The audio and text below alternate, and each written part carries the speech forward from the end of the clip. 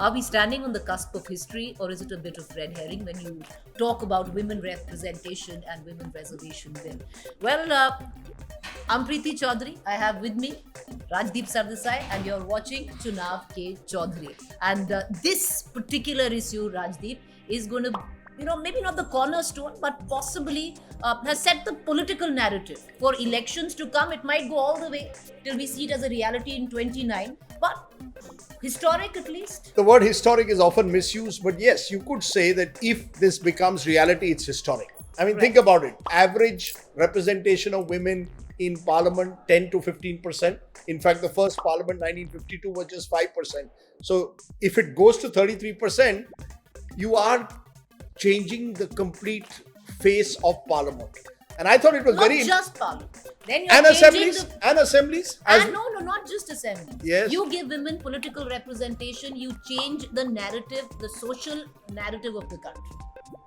that I believe the jury must press the pause button. We've seen what's happened with panchayats. It's been very successful in some states, not so successful in others. You see, Preeti is very excited today because, I was looking at parliament. All the women MPs were thumping the table loudly as the Prime Minister was saying that we are coming with Women's Reservation Bill. The men, well, I'm not so sure. I mean, knowing men for what they are, not all of them will be happy about the fact that, God knows, 2029, my seat could go Everyone to a loves woman. status quo. Everyone likes the way things have been. You I'm want not to going to give say everyone, but most, yes, most. male MPs. And I'll tell you Yeah. a story. Yeah.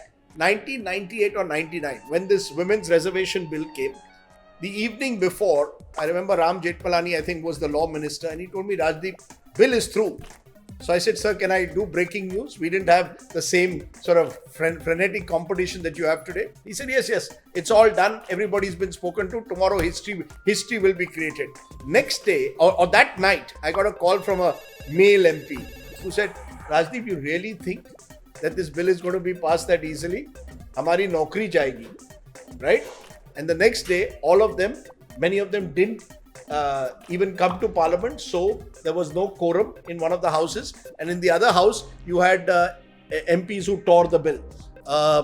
So it didn't happen. And Ram Jethmalani said that, he was on the verge of creating history. MPs which tore the bill, interesting, Rajdeep, because I was also reading, most of them were women MPs from the Samajwadi Party.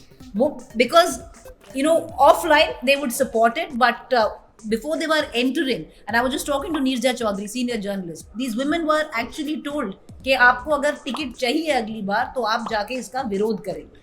नहीं वो तो था. All the Mandalite parties across the board. All socialist leaders. Today, Nitish Kumar, who today is part of the alliance. Lalu, of course, was right in the forefront. Sharad Yadav, Mulayam. But let's also be clear, BJP's MPs also, the likes of Yogi Adityanath. Please go to any past video of Yogi Adityanath. I think 2010, when the bill came, he was among those who said, इस तरह से bill नहीं हो सकता, हम इसका सख्त विरोध करेंगे. Also, Congress, NCP, male MPs, it was gender divide. I'll tell you another story, very interesting. One of the real drivers of this was Geeta Mukherjee. She was barely 5'1", maybe not even that, very thin woman, but a remarkably tough woman. And she was in charge of the committee that was appointed in 1996 when Deva Gowda was Prime Minister to look at how this women's reservation constitutional amendment could be implemented. And she called me once. She said, Rajdeep, all these male MPs around me, they claim to be progressive. They are almost regressive people. Every day I'm fighting with them. You see, there were a lot of roadblocks. Remember, Atal Bihari Vajpayee tried to bring it in 3 times. Maybe 4 is what I've heard. At least 3 times. Manmohan Singh tried to bring it in 2010. Deva Gowda was the one under whose government this committee, as I said, of Geeta Mukherjee was formed.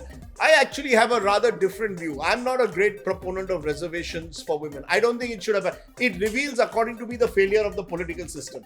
Ideally, in my view, political parties should have been giving more tickets to women in the first instance. That's such a utopian concept. No, but that's the way it should be, But no? it's a utopian concept. Why should it be utopian? That's the way, in an ideal world. In an ideal world, it's itself is utopian. That's an oxymoron. There is no ideal world. No, I know. I think that all the political parties have failed to walk the talk. If they had actually given... Tell me something. Did you also oppose a reservation when it came down to SC/ST? Do you oppose that? SC/ST is different to my mind. How is that different? SC/ST are entered into national politics in the 1950s when we had adult franchise, requiring a huge leg up. They required. And women, who's 50% of this country, don't. Women could have easily been given the tickets, but that's my point. Nothing is given in this country, Rajdeep. Ma'am, this Sir, country had one of the first. I think it was Golda. I used to be good at general knowledge once upon a time, not anymore. But Golda Meir, I think, was the first woman prime minister, followed by Indira Gandhi. Shrimavo Bandaranaike in the 1960s. One of the, they came roughly around that same period. Now, this is a country, therefore, which had one of the first woman prime ministers in the world. She came Indira herself did not give enough tickets to women. That's my problem, right? Look at all her ministers around her, all men. Herself came from dynasty. She did not. Come on, Okay. let's not give it to Indira Gandhi of being the first prime minister of this country because she was woman. No, she was the first prime minister of the country because she was a Gandhi. Ma'am, look at Jayalalitha. Okay. Yes. How many? Mamata Banerjee. Jayalalitha and Mamata Banerjee did something else. They brought in a lot of women-centric schemes. In fact, in that sense, they were ahead of their times because they recognized the power of the woman voter. I don't think Jayalalitha had a constellation of women politicians around her. Mayawati. How many women politicians did Mayawati nurture when she was chief minister of Uttar Pradesh? These women that you have named, and yes, you have to completely right. They could have given more tickets, but these were women making their way in a male-dominated area. Good point. They had enough to watch out on what they were doing, and they're back and going Yeah, I ahead. agree. They couldn't afford to give more tickets to other women. Having said that, when you talk about, when I ask you about representation where SC/ST is concerned, when you give them a quota, why not women? The reason why most men think that this is different is because you have had men a level playing field, not you in terms of men. Women haven't. And that's that. It's unfortunate that we've had to bring in reservations as the only way to ensure greater women representation in parliament. No, the way I look at it is, and possibly most women will look at it is, Rajdeep, is that you bring in reservation for a level playing field. Okay. Nothing else. Can you tell me how many of these women who are in parliament today have taken on Brijbhushan Saran Singh, accused of sexual harassment? We still live in a patriarchal setup where the women also do not often have a voice, a collective voice of their own, which is unfortunate. I hope that 33% reservation change that. Power, consistent power will give them the voice. But I hope so. That, I sure hope so. When I started in the 90s, there were 3 M's: Mandal, Mandir, Market. Today I had a 4M.